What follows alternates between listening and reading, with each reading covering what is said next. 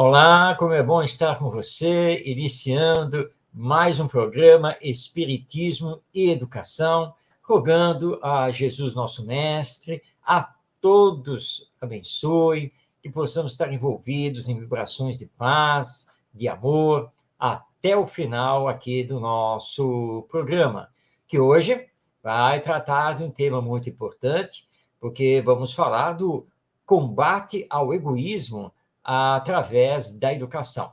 E o nosso programa é ao vivo, transmitido aqui pela Web Rádio Estação da Luz, através do Facebook e também do YouTube. E aí você pode fazer a sua participação enviando o seu comentário ou a sua pergunta.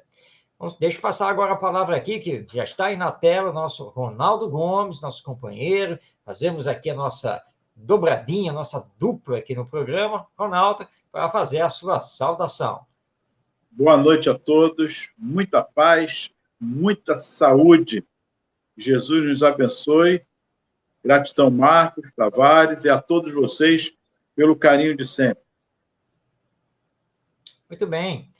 Então, o tema de hoje, a educação moral no combate ao egoísmo. Os benfeitores espirituais da humanidade, na codificação, a partir de O Livro dos Espíritos de Allan Kardec, nos informam que a maior chaga moral da humanidade é o egoísmo, que o egoísmo é a base de todos os vícios e todas as paixões, e que nós precisamos trabalhar incessantemente no combate ao egoísmo. E Allan Kardec, desdobrando esse assunto, vai nos mostrar que só existe um caminho que realmente chega lá na causa, na raiz, ou seja, que combate mesmo o egoísmo. É a educação moral. Daí porque o tema da noite de hoje é. Mas o que é educação moral? Como utilizá-la para combater o egoísmo? E esse combate tem que ser feito em cima do egoísmo dos outros? Mas como é que eu faço comigo mesmo? Enfim, nós temos um leque de assuntos aqui para conversar. Vamos trazer aqui, já separei aqui também vários textos, a começar de Kardec. Mas, Ronaldo, vamos iniciar então o nosso bate-papo. Claro que nós concordamos com o que os benfeitores espirituais, os espíritos superiores, nos dizem, que o egoísmo, então, é a base de todos os nossos vícios, de todas as nossas paixões, de todos os nossos problemas. A grande questão é essa. Bem, o combate tem que ser feito através da educação, mas como? Vamos introduzir uma matéria curricular nas escolas para tratar disso? O que nós vamos fazer? Vamos começar a conversar com isso. Qual é a sua ideia, Ronaldo? Pois é, mas aí eu faço uma pergunta a você. Por que ainda assusta em todos os setores da sociedade quando se fala em moral? Você poderia primeiro nos dar esse esclarecimento? Fala em moral, falou em moral, parece que a coisa toma... A pessoa fica com asno, fica com raiva até de quem fala nesse aspecto moral, porque fala, mas ninguém tem moral para falar sobre nada. É bem assim? Afinal de contas, Marcos, por que ainda esse estigma em relação a essa palavra, que é uma coisa tão simples que é a regra do bem proceder uns com os outros? Bem, vamos lá, então, tentar esclarecer isso. É claro que nós temos que fazer assim, um olhar histórico-cultural sobre o próprio progresso da humanidade para entendermos por que hoje nós estamos com tantos problemas para encarar essa questão da moral, da ética e de falarmos da educação moral. Primeiramente, vamos entender que após o advento de Jesus, após sua estada aqui na Terra, e ele nos falar da lei de amor, o amar-vos uns aos outros, perdoar as ofensas, fazer ao outro somente aquilo que gostaríamos que o outro nos fizesse, que são as regras básicas, assim como amar a Deus acima de todas as coisas. O que vai acontecer é o seguinte: até o ano 325, nós tivemos, assim, núcleos, chamados núcleos cristãos, as igrejas cristãs primitivas, muito ligadas realmente a Jesus, a sua humildade, simplicidade, e procurando colocar em prática os ensinos do nosso mestre. Nós começamos a ter problemas a partir do ano 325, porque foi feito, na cidade de Nicéia, foi feito um concílio, que foi convocado, na verdade, pelo imperador romano da época, para estabelecer uma formalização ou uma formatação dessa nova doutrina. Porque é sabido que o Império Romano combateu o cristianismo com todas as suas forças, com tudo o que pôde, mas não conseguiu segurá-lo, não conseguiu debelá-lo. Então, ali pelo ano 325, o nosso imperador parou, pensou e disse lá consigo mesmo, sabe uma coisa? Nós estamos gastando muito dinheiro, muitas forças, muito tempo, e esse cristianismo não para de crescer. Então está na hora do império se aliar ao cristianismo, é isso que nós temos que fazer. Tá? Mas não do jeito deles. Não, tem que ser mais do nosso jeito aqui, né? Do meu jeito. Então ele convoca esse concílio na cidade de Nicéia, que hoje Nicéia fica na região da Turquia. Então, o que ele faz? Ele, basicamente, ele impede que os representantes das igrejas cristãs da Europa compareçam, porque ele marcou lá na Ásia, né, para fazer o concílio. Daí, naquela época, não se viajava como hoje, né? A dificuldade era enorme. E lá, ele conseguiu fazer com que os bispos, que já tinham esse nome, bispos, que eram os representantes das igrejas cristãs, que eles, então, sancionassem a fundação da Igreja Católica Apostólica Romana. E desse concílio já saiu uma certa teologia e dogmas, ou seja, coisas que todo cristão teria que obedecer. E, inclusive, já alguns rituais que vão dar origem, um pouco mais tarde, à missa, né, que nós vamos conhecer.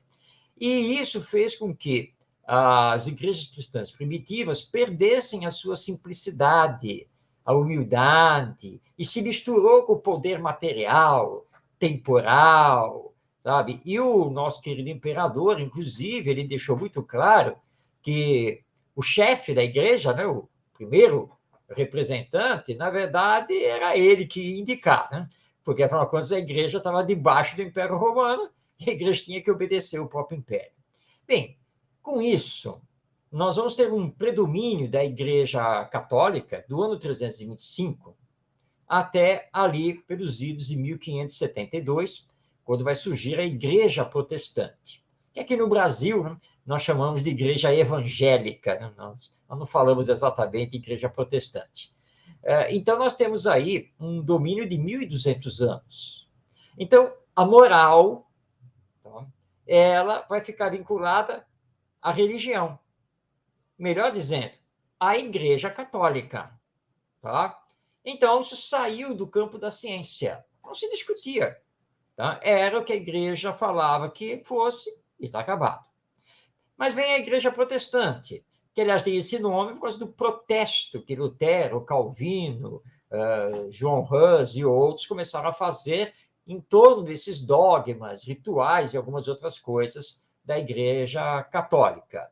Muito bem, isso vai fazer, então, com que a Idade Média termine, inicie a Renascença e nós vamos ter paulatinamente a reencarnação de espíritos que vêm para trazer de volta a ciência.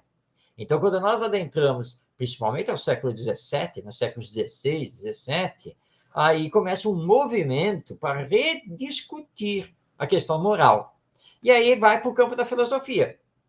E aqui nós temos que lembrar os iluministas franceses, os ingleses, do século XVIII. Aí a filosofia, ela alcança status de ciência e começa a discutir a moral, começa a discutir a ética, mas fora do âmbito da religião, fora do âmbito da Igreja Católica. Aí, Ronaldo, nós tivemos um problema. Tivemos um problema porque a tendência desses filósofos foi uma tendência materialista. porque eles confundiram a religião com a Igreja Católica. A Igreja Católica com a religião. Como eles eram contra a Igreja Católica, parte da sua teologia, parte também dos seus dogmas e rituais, então eles envolveram tudo como se fosse uma coisa só. Então vai se discutir moral a nível filosofia. Ótimo, muito bom.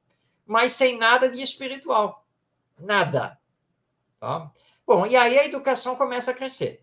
Ela vai se desenvolvendo ao longo do século XVIII e realmente cresce mesmo no século XIX, com o estabelecimento das escolas, né?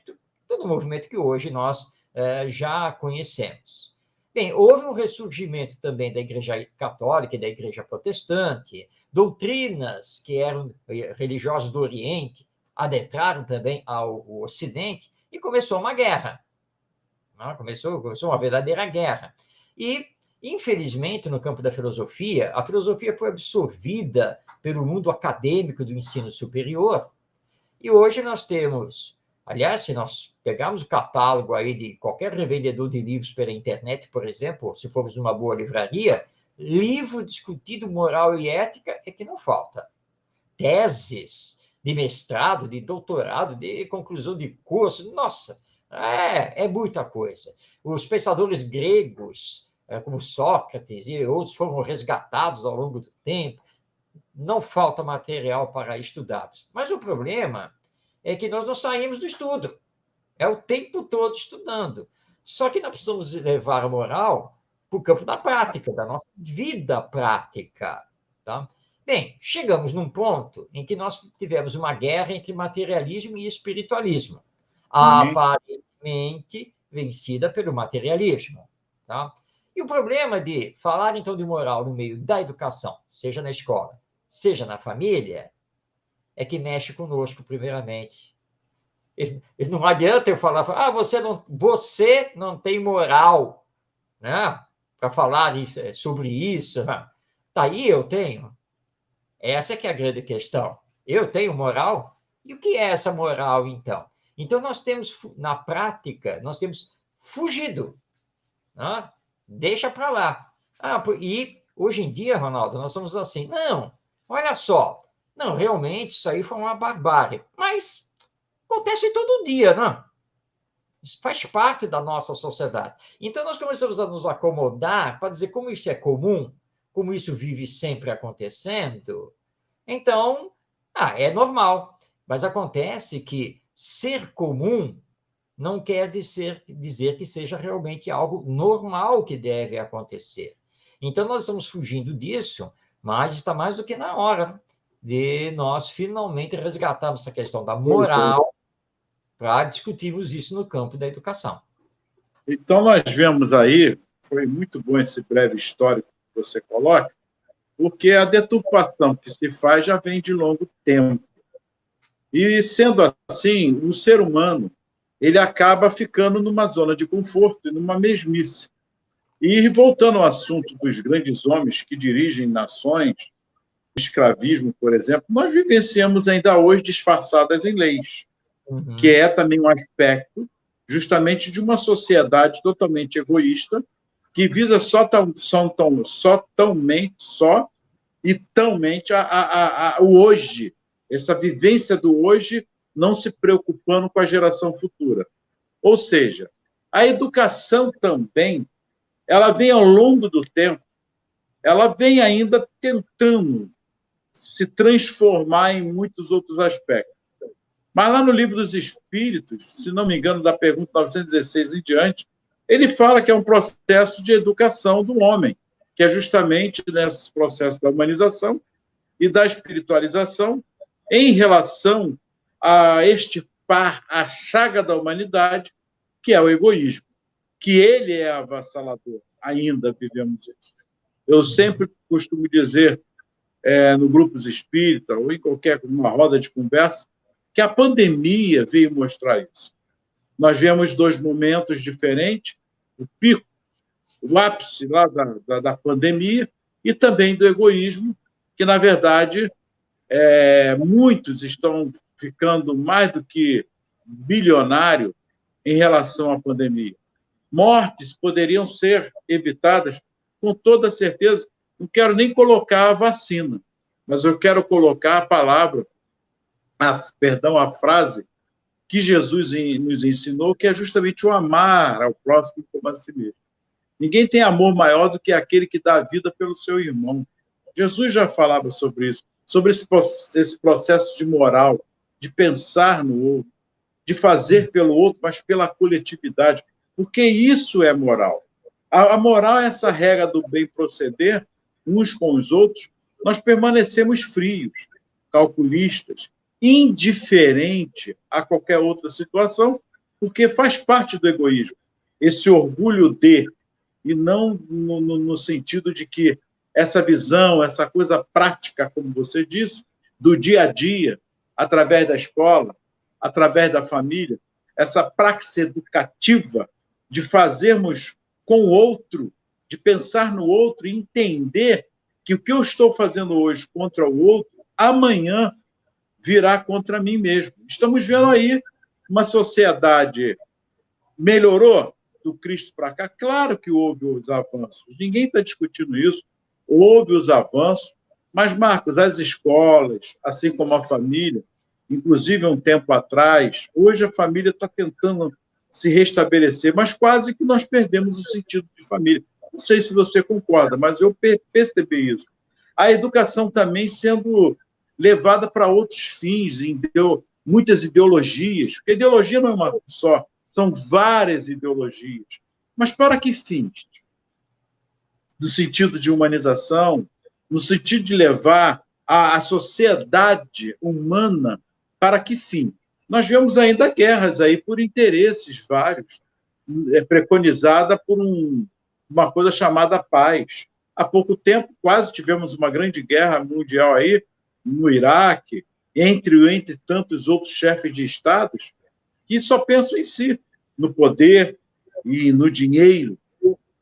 Porque nós sabemos que uma sociedade ela estará, de fato, sendo civilizada quando não houver mais um só, não eu que digo, os próprios espíritos falam isso, um só ser vivente, um ser humano passando necessidade ou fome. Enquanto ainda houver isso, não haverá uma civilização de fato. Estamos caminhando para isso. Mas a educação como processo, e isso a espiritualidade traz para nós, a partir do Cristo também, é o divisor de águas. O Cristo mostrou esse aspecto, porque ele diz, eu sou mestre, isso sim, poder me chamar. Porque ele veio mostrar o aspecto da moral, da humildade, de se reconhecer, de se colocar no lugar do outro. Ele poderia fazer milhões de coisas, mas ele baixou suas vibrações como um espírito de escola e se igualou a nós. E nós temos essa dificuldade. Eu sei mais do que o Marcos. Eu estou acima do Marcos. Quem é o Marcos para estar falando sobre isso? Quem é que... Nós já passamos por isso, Marcos, em nossos debates Sim. pela vida da escola. Lembra disso? Quem são esses dois aí que estão falando?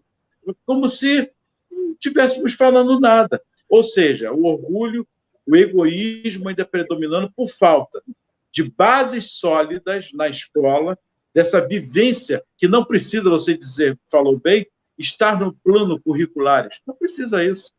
Basta colocar como uma simples disciplina de... Falam muito na moral e cívica, Marcos. É até bom comentar isso. Acho que foi um momento ápice ali da coisa, mas com outros fins, que não é hoje o fim que é, de fato, que nós tentamos levar.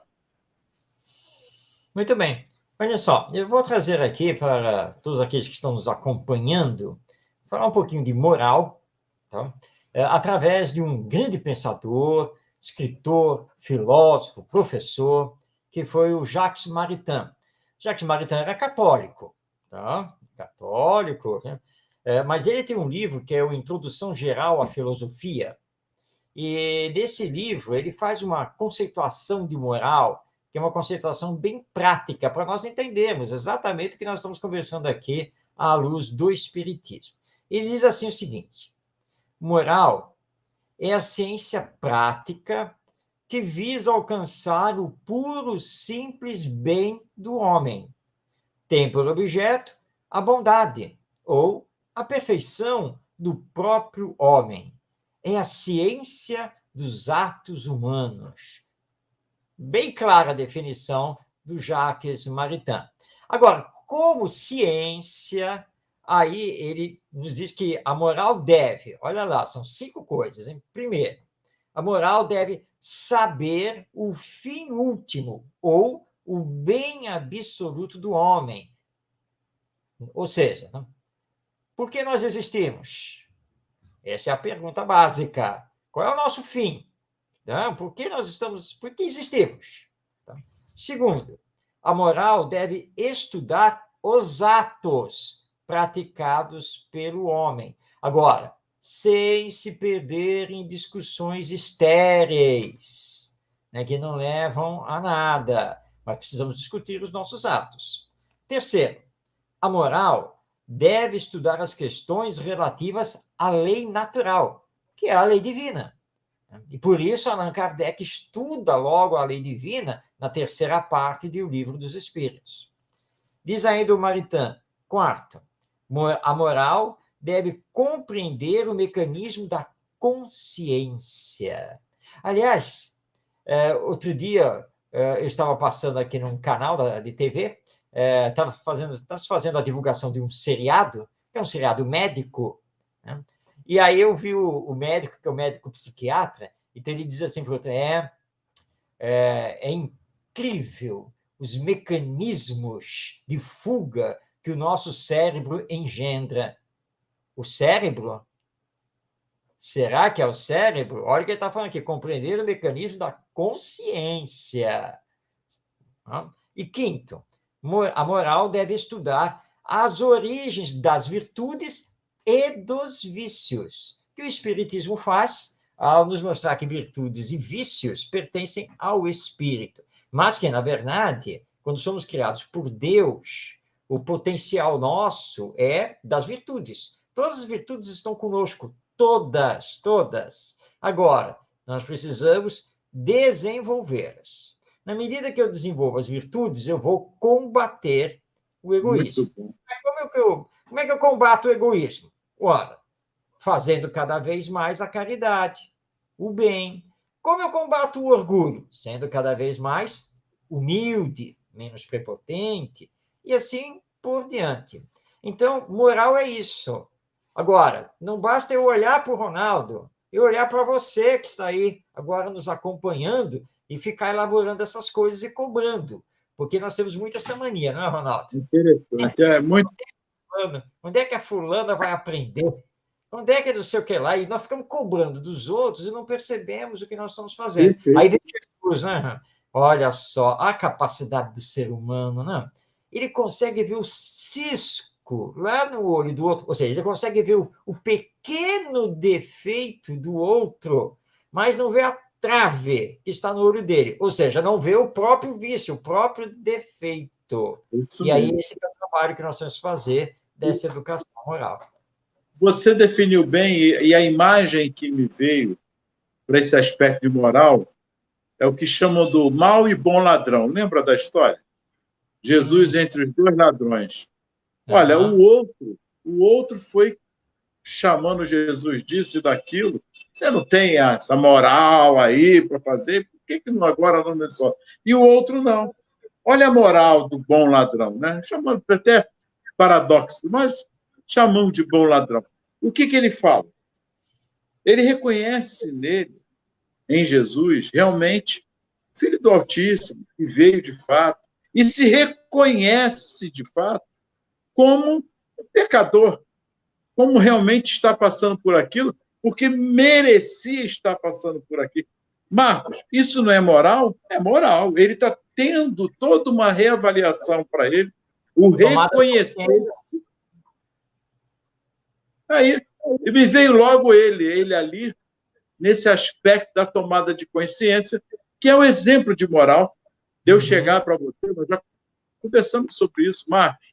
Eu queria imensamente pedir desculpa, porque eu falei mal de você com o Tavares, você não faz ideia. Aí você vai ficar chateado? Claro que você não vai sair sorrindo. Mas minha consciência, Ronaldo, vou estar com a minha consciência tranquila, que eu estou me reconhecendo. E não estou nem aí se você vai me perdoar ou não.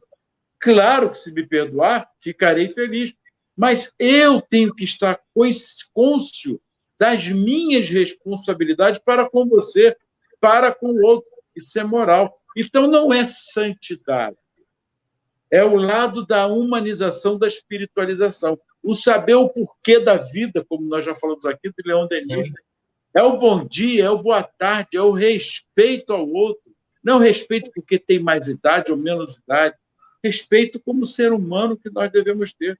E aí não tem cor, não tem raça, até porque a raça é uma só. Enquanto nós estivermos brigando entre nós, sem tentarmos um pouquinho entender a máxima de Jesus, não o que ele falou, mas sim o que ele exemplificou em toda a sua vida. O Isso aí. mínimo que nós possamos fazer. E Santo Agostinho deixou isso claro. Santo Agostinho.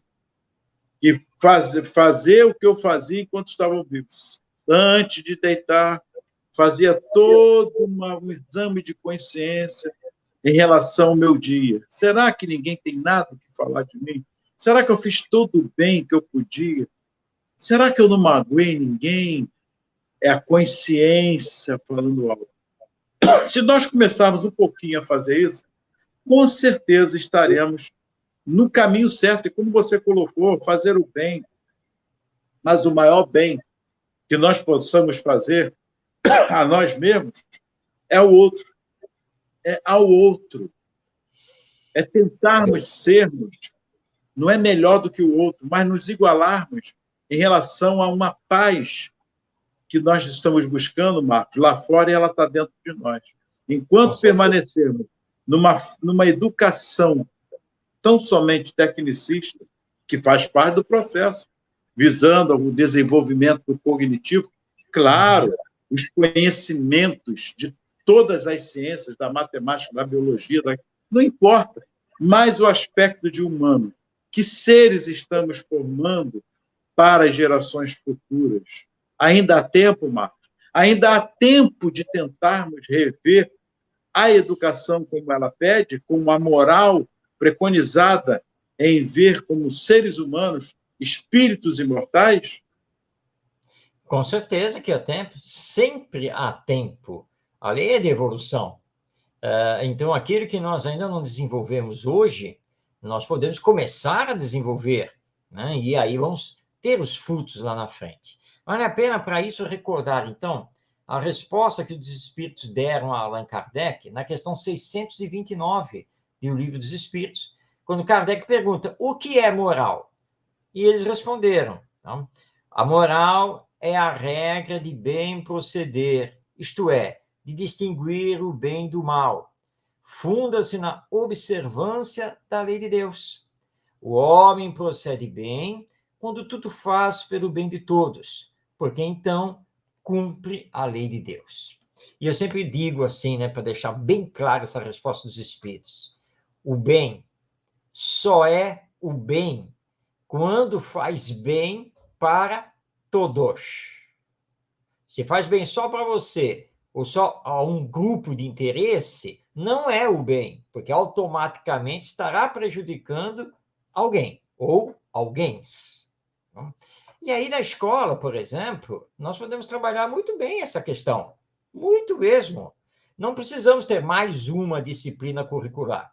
Que cada professor, no trabalho que desenvolve na escola, na língua portuguesa, na matemática, na biologia, na robótica, no inglês, etc., etc., etc., mas que cada um saiba, primeiro, que está trabalhando com seres humanos, sejam crianças, adolescentes ou jovens, todos são seres humanos. Enquanto seres humanos são seres pensantes e emocionais, porque todo mundo tem inteligência e todo mundo tem sentimento, nos mais variados graus de desenvolvimento. Mas isso é um fato. Ora, então o que nós precisamos urgentemente é nos reconhecer nisso, porque a escola são pessoas. A escola são seres humanos, então isso não pode ser esquecido. A escola não são as disciplinas curriculares. A escola não são os exercícios para provar né, que está se entendendo ou não aqui. Nós estamos com algumas participações aqui, o nosso Wilson José, que já apareceu aí de Recife, que sempre nos acompanha. Grande abraço a você, Wilson. Tá? E nós estamos aqui também, eu estou vendo aqui, tá, gente? Porque estou acompanhando aqui no computador, e estou vendo aqui que nós temos também aqui saudação da própria Web Rádio Estação da Luz, do Coromandel Espírita, né, também aqui fazendo saudação. Um grande abraço a todos que estão aí nos acompanhando. Então, é preciso, nesse trabalho dentro da escola, que esse trabalho seja mais humano e que você aproveite as oportunidades para conversar com os alunos sobre a própria vida, sobre a ação de cada um na vida, para que eles comecem a entender que nós somos seres interdependentes, que precisamos aprender a nos colocar no lugar do outro, e aí estabelecer a regra de ouro da educação que foi trazida por Jesus. Vamos fazer aos outros somente aquilo que gostaríamos que eles nos fizessem. Tudo isso pode ser trabalhado no meio dos conteúdos curriculares, em rodas de conversa, bate-papos. E hoje em dia nós temos já vários movimentos dentro da educação brasileira e internacional, levando para dentro da escola a mediação de conflitos, a meditação, atividades para a construção da felicidade e da paz. E tudo isso permeando todo o trabalho que é feito. Porque, na verdade, na escola, nós precisamos entender que o projeto pedagógico ele precisa priorizar a questão comportamental e atitudinal, não só dos alunos, mas também dos educadores. Aliás, não é, Ronaldo? A primeira coisa que o educador tem que fazer é se educar incessantemente. Essa é a primeira coisa que um educador tem que fazer, porque a força do exemplo é muito grande.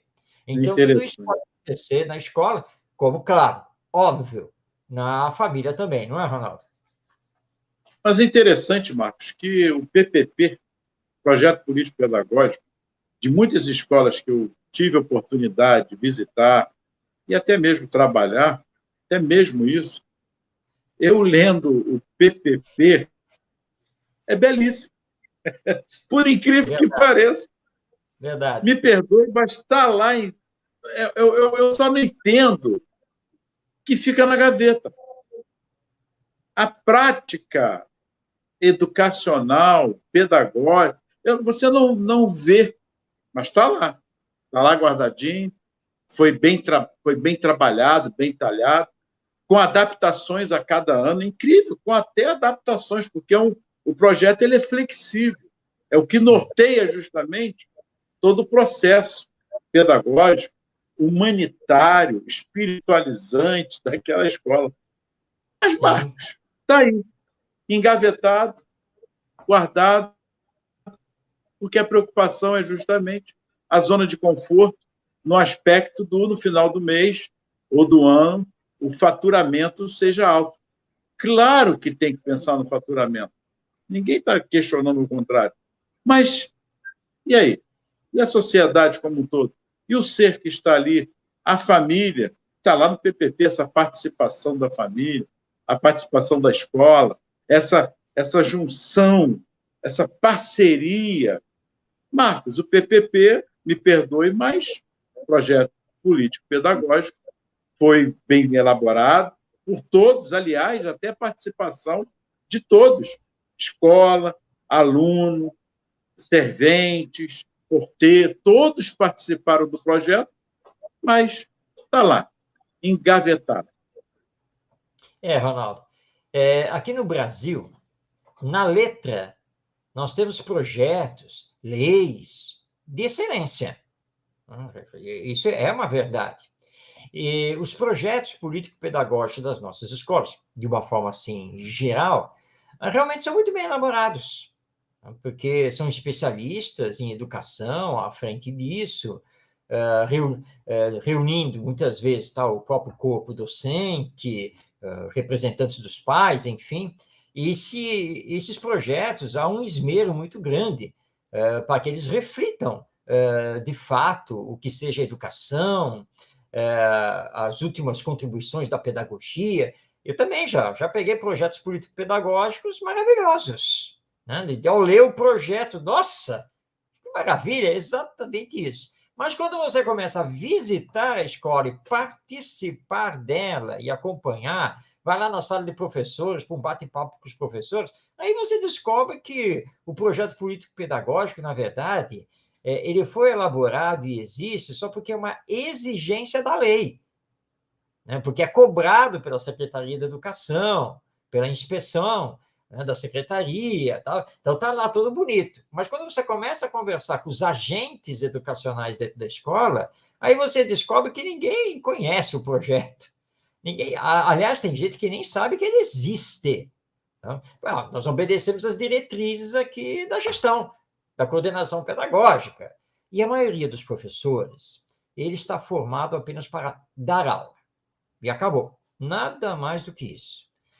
Você sabe, Ronaldo, nós temos a experiência aí pelo IBEM Educa, a nossa organização não governamental, que trabalha direto com os professores e as escolas. Quantas vezes nós tivemos dificuldade em conseguir aglutinar os professores para discutir um projeto? Porque não é que eles não queiram se envolver, não, mas eles não sabem como fazer, porque quando eles adentram a escola, ao fazer o concurso público, mesmo na escola privada, ele está ali para dar aula. Acabou, ele foi contratado para dar aula, né? Esse é o trabalho dele. Tá? Embora ele seja formado em pedagogia, né? Mas ele está ali para dar aula. Ele começa a se acomodar nisso, é a zona de conforto, o tempo passa, então o que ele faz? Ele só sabe desenvolver conteúdos e atividades para dar aula e também reservar o tempo para a burocracia, lançar notas, fazer relatórios, essa coisa toda aí.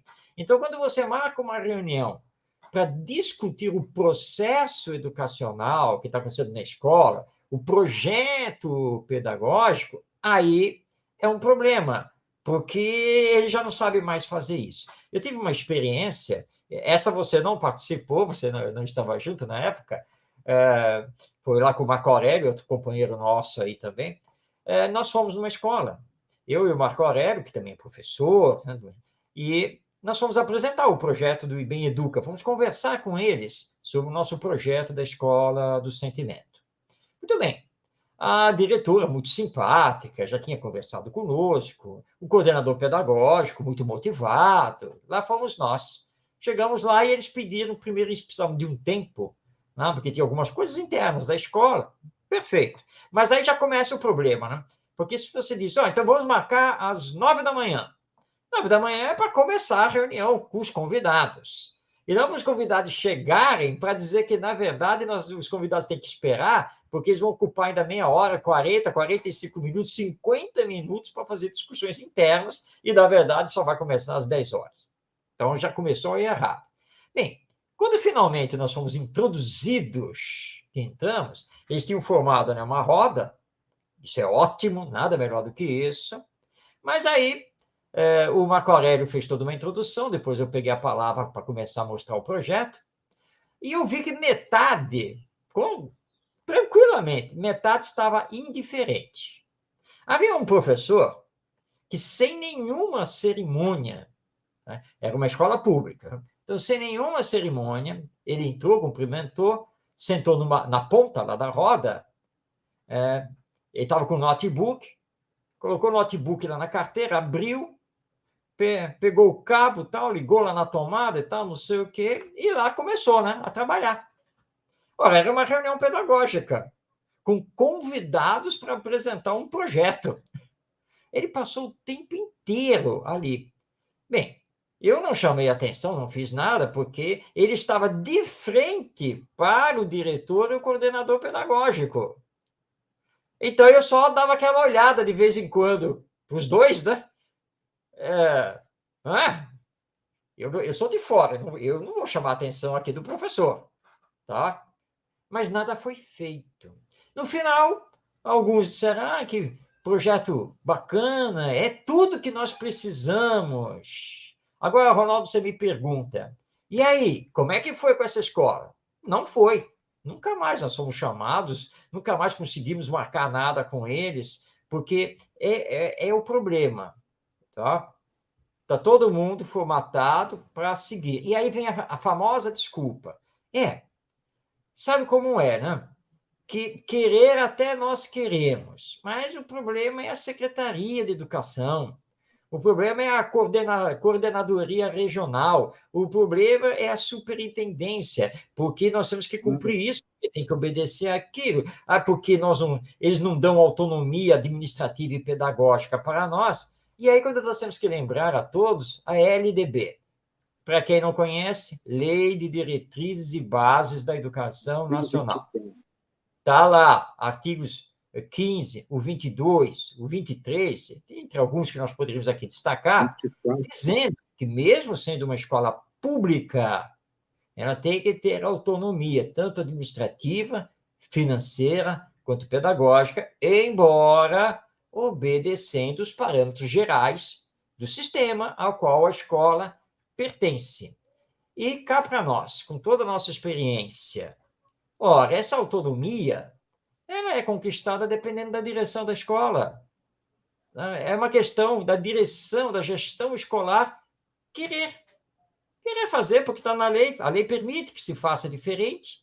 Então, nós precisamos, como diz o nosso querido José Pacheco, esse grande educador português, hoje famosíssimo aqui no Brasil, como ele diz, onde estão os pedagogos? Cadê os pedagogos? Que você não vê eles atuarem, você não vê eles fazerem nada diferente, está todo mundo acomodado, seguindo o que o sistema dita e deixando as questões atitudinais, comportamentais, ou seja, morais, de lado. Mas que adianta ter uma grande autoridade pública? Não, vamos colocar ele lá na frente, porque, olha só, ele é formado em administração, formado em sociologia, filosofia, é doutor em economia. É esse que nós estamos precisando. Não, ele tem todos os títulos. Parabéns a ele, porque, obviamente, ele se esforçou, ele estudou, ele conquistou, sem nenhuma dúvida. Mas e a moral dele? E o sentimento dele? A questão humana? Porque se os diplomas, os certificados resolvessem, nós já seríamos mundo feliz, porque o mundo de regeneração já teria passado, nós já estaríamos no mundo feliz. Então, a própria prática está nos mostrando, né? Não basta ter o conhecimento, não basta ter a formação técnica, é preciso ter a formação moral.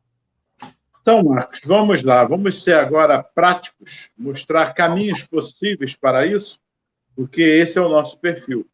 Não é só no debate das discussões das ideias. Mas vamos lá. Nós podemos dar um exemplo aqui do Sai Baba? O que você me diz sobre esse aspecto? Esse grande religioso, não. O grande educador indiano, o homem que lançou para o mundo a educação em valores humanos, que é um caminho. Não é isso? Nós podemos falar também da nossa Madre Teresa de Calcutá, que aí você tocando em todos os aspectos da religião, mas agora a figura da Madre fazendo o seu trabalho educativo também? Com certeza, Madre Teresa de Calcutá revolucionou. Não, mas ela cuidava dos pobres e doentes. Sim, mas a nível educacional, a obra que ela fez lá em Calcutá, na Índia, que se espalhou pelo mundo, é um exemplo prático. Não é? Então, caminho. Inclusive, ela foi contra aquela aparelhagem toda, o novo prédio, os cafezinhos, que era tanto dinheiro, que começou a ganhar. Quanto custa isso aqui? Não, então foge, vamos fugir disso. Nós podemos falar aqui das escolas também. Vamos falar lá de São Paulo? Me faltou agora a memória. Me ajuda aí, por favor. Que ela é escola pública, aliás, e sim. que ela faz a Amorim, como é que é? Amorim Lima. Amorim Lima, isso aí. Pois é. Você lembrou bem, Ronaldo. Olha que exemplo fantástico.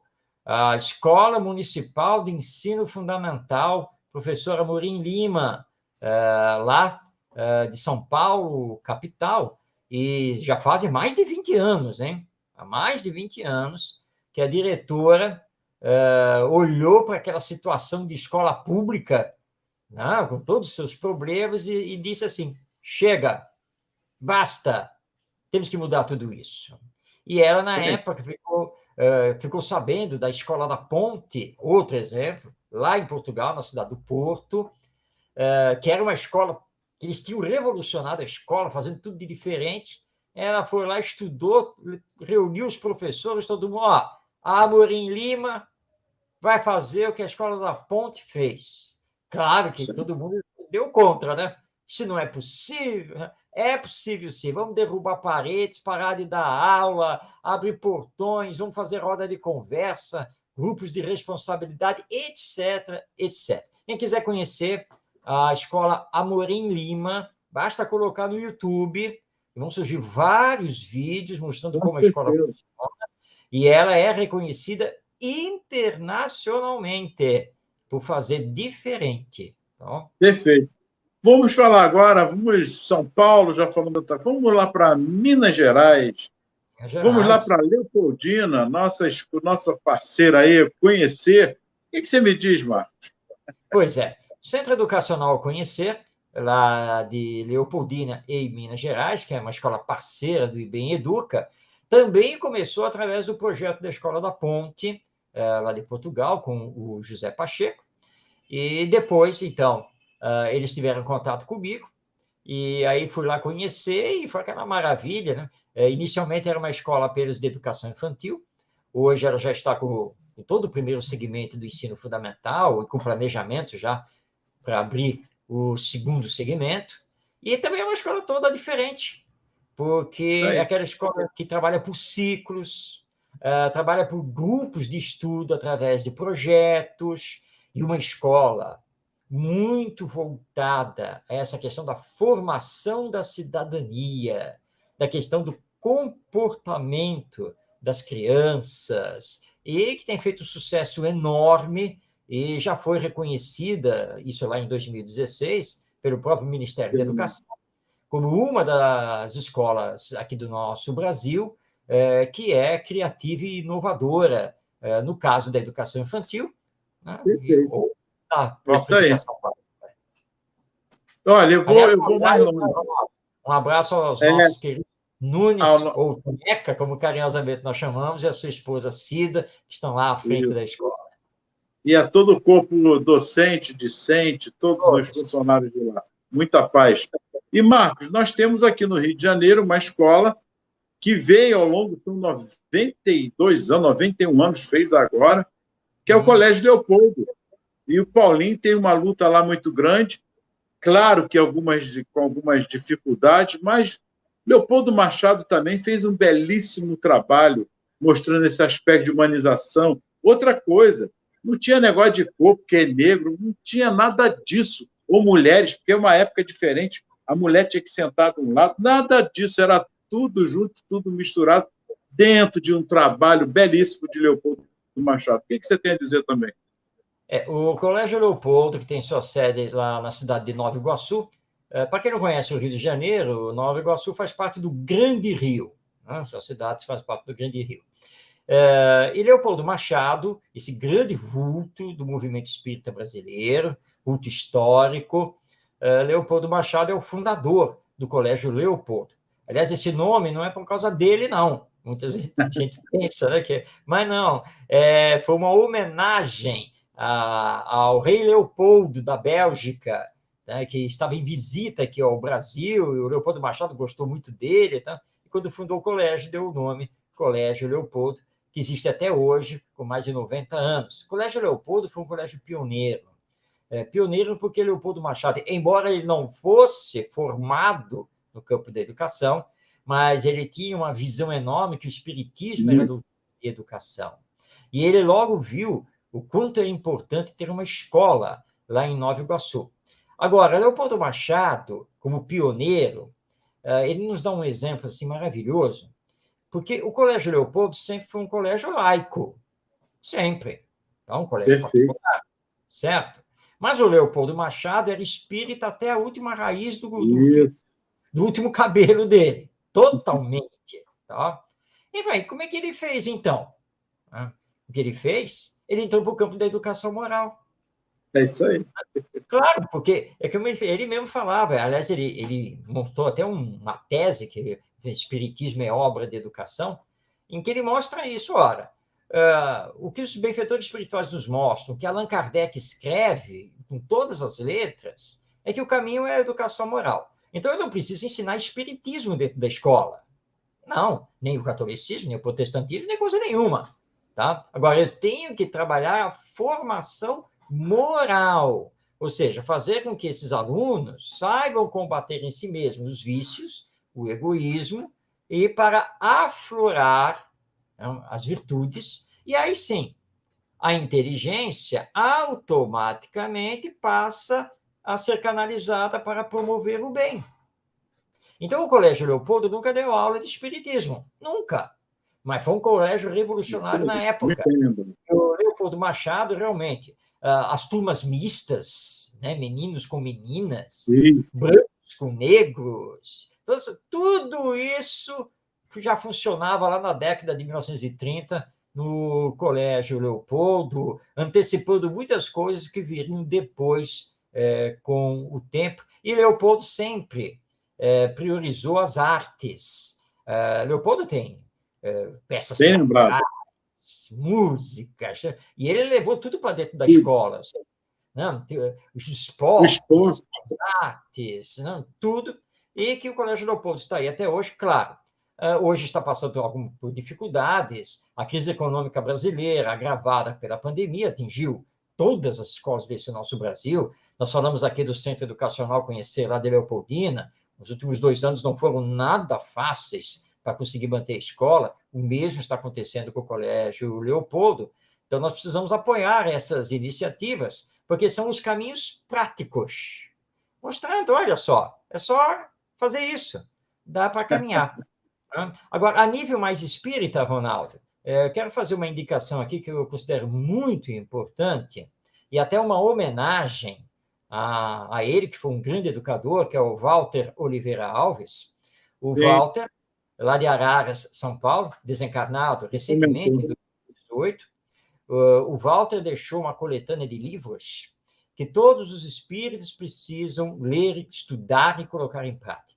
A partir do seu livro Educação do Espírito, passando pelo livro Introdução à Pedagogia Espírita e os 3 livros maravilhosos, que é Prática Pedagógica na Evangelização, com um manancial impressionante de atividades, e ele também priorizava muito as artes, trabalhava muito a música, a dança, o teatro, artes plásticas de uma forma geral, tudo voltado para a educação do espírito. As obras estão aí, para quem quiser conhecer, adquirir.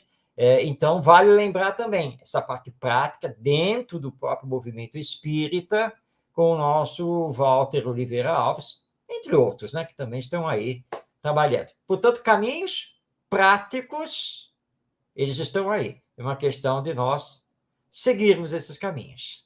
E agora, para finalizar, eu gostaria que você falasse do nosso IBEM, o Instituto Brasileiro de Educação Moral, que está aí há mais de 20 anos, tentando aí, fazendo o seu trabalho. E aí nós podemos, acho que, finalizar nessa prática, até porque esse Brasil aí nós já viajamos muito para muitos lugares, e do qual o Pacheco hoje dá um grande ajuda aí, né, com você, fazendo esse trabalho aí também.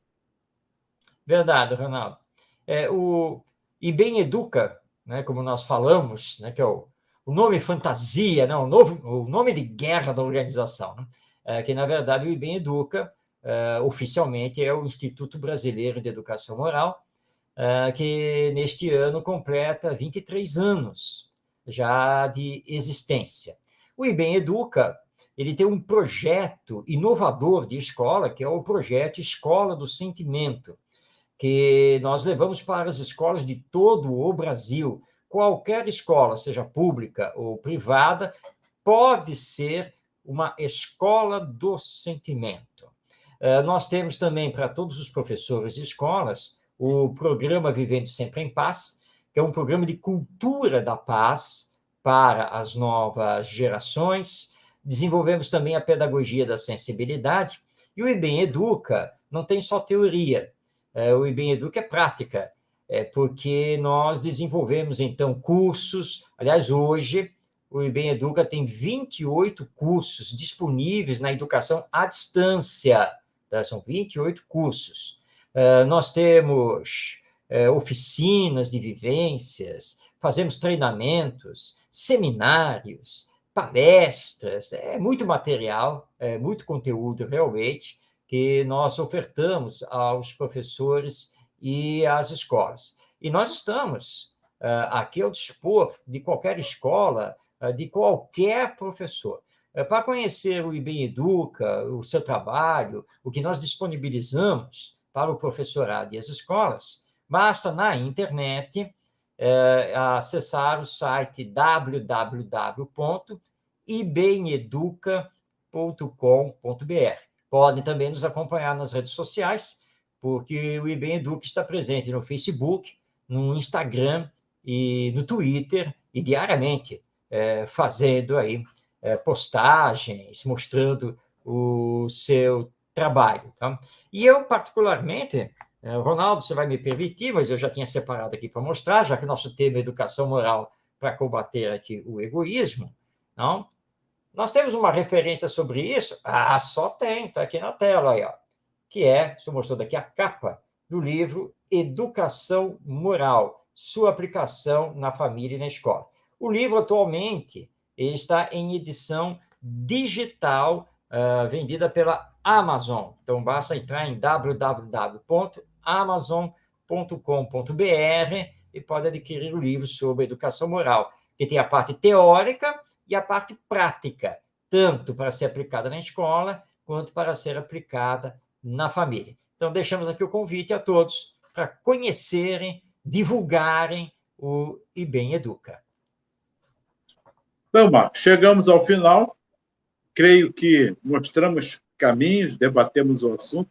É um assunto muito vasto, não é em uma hora, mas tentamos aqui apenas, como eu disse, não é em uma hora que vamos fazer uma finalização, mas caminhos possíveis, um breve histórico da moral, da educação em si, e do que nós precisamos, de fato, fazermos em nossas escolas. Pensar no outro, agir pelo outro, e mais do que isso, essa figura de Jesus dando-nos o maior exemplo do amor que precisa ser, de uma vez por toda, preconizado em toda a sociedade. Enquanto estivermos maltratando a nós mesmos, esquecendo-nos de nós, do todo, da natureza em si, estaremos fadados ao precipício, que é o egoísmo ainda, essa chaga da humanidade. Então, muito amor, muita paz, que Jesus os abençoe. Gratidão, Marcos Tavares, e o carinho de todos, como sempre. Gratidão. Lembrando, então, que o combate ao egoísmo não vai ser feito com programas econômicos. O combate ao egoísmo não está na segurança pública. O combate ao egoísmo está na educação moral. Uma educação humana, espiritualizada, e que vai trabalhar esse espírito reencarnado no combate às suas más tendências e fazendo aflorar, se desenvolver cada vez mais as suas virtudes. Esse é o caminho indicado pelo Espiritismo e que trouxemos aqui no nosso programa. Meu abraço a você, Ronaldo. Muito obrigado por esta parceria. Grande abraço a você que nos acompanhou até este momento e que possamos estar juntos próxima segunda-feira, 8h30 da noite, pela Web Rádio Estação da Luz. Que Jesus nos abençoe. Um grande abraço. Até o próximo encontro.